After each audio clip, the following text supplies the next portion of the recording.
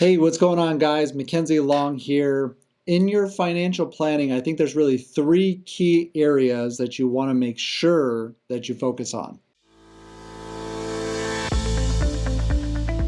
If you don't know me, again, my name is Mackenzie Long. I've been teaching people how money works for the last 8 years. It's something that's not taught in schools, so most people are financially illiterate, which means they make lots of mistakes when it comes to money, and they're very easily taken advantage of. And obviously, when you're solving big problems for people, there's lots of opportunity and lots of money to be made. And one of the biggest challenges that I see people have is these three concepts that we're going to be talking about today. And really the three biggest areas that we want to make sure that we focus on are the three directions that we could head into the future. And the way we plan for these will really make the difference between whether or not we make it and we're successful. And for me, in this definition, what I'm using for success is that we reach the finish line for not just ourselves, but also for the ones that we love. And now how we plan for these three things is going to be different for everybody. It's going to depend on your income, it's going to depend on your age and your risk tolerance and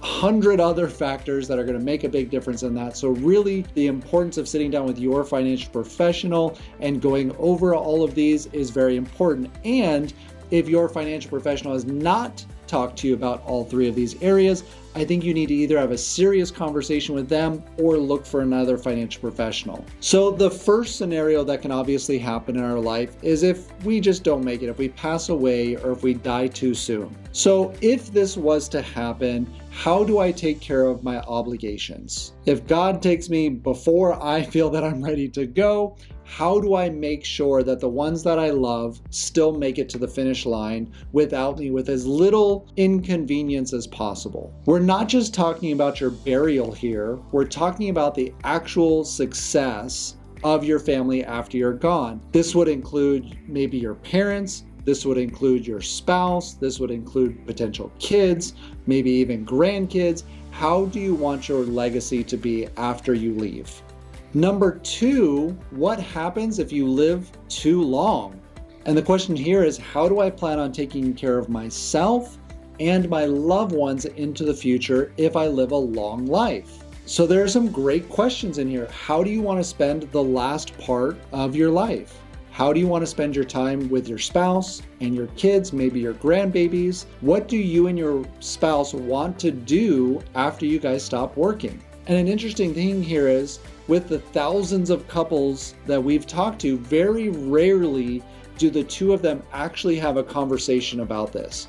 They can be married for decades and they have never sat down and really communicated what it's going to look like for them in the future. I think this might also be a huge cause of divorce. If you could imagine two people with two different views of what their life is going to look like into the future, but yet they never talk about it. It's like trying to go to two places simultaneously in one car. It's just not possible. So no wonder why a lot of couples split, saying things change or they're just different than I thought they were as they get further down the road. So it would be a good idea to have a plan for that. And number three, what if you live a long time, but you get sick in the process? So how do I plan on taking care of my family and making sure the bills are still paid and the cost of whatever it is I need to make sure that I stay healthy as well? So how do I plan on taking care of my family if I'm no longer able to provide an income because I'm no longer able to work?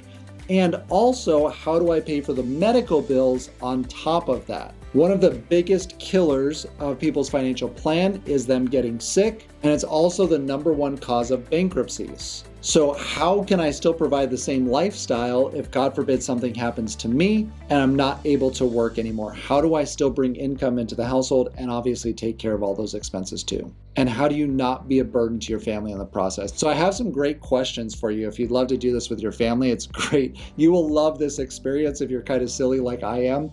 I want you to go talk to your family and just say, hey, if something was to happen to me and I became, ill, would you take care of me? And almost unanimously, your parents, your kids, especially if you have teenagers, this is great to do with them. Try this out. And they'll say, yeah, absolutely, we'll take care of you. And then the follow-up question that I want you to ask is, okay, great. Well, do you mind if we start practicing now?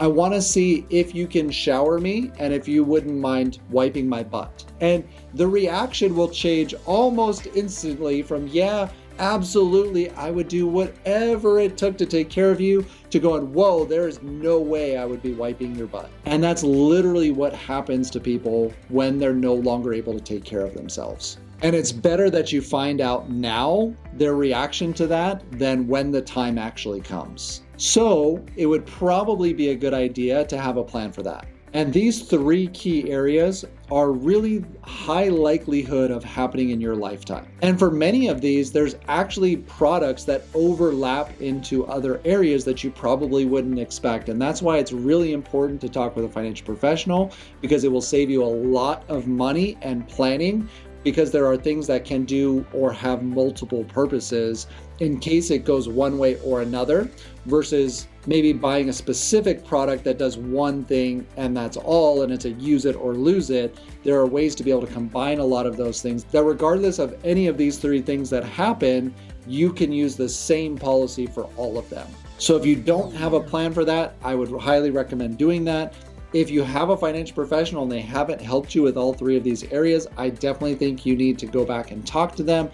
If they can't help you in those areas, maybe reach out to our team or somebody who does things like we do, so that you can get all 3 of those planned out as well. And don't forget to smash that like button. I hope this opened up your eyes on what's possible in our lifetime and the things that can happen to us, and maybe how to plan for some of those things as well. And don't forget to hit the subscribe button too. And I will catch you guys later. Bye.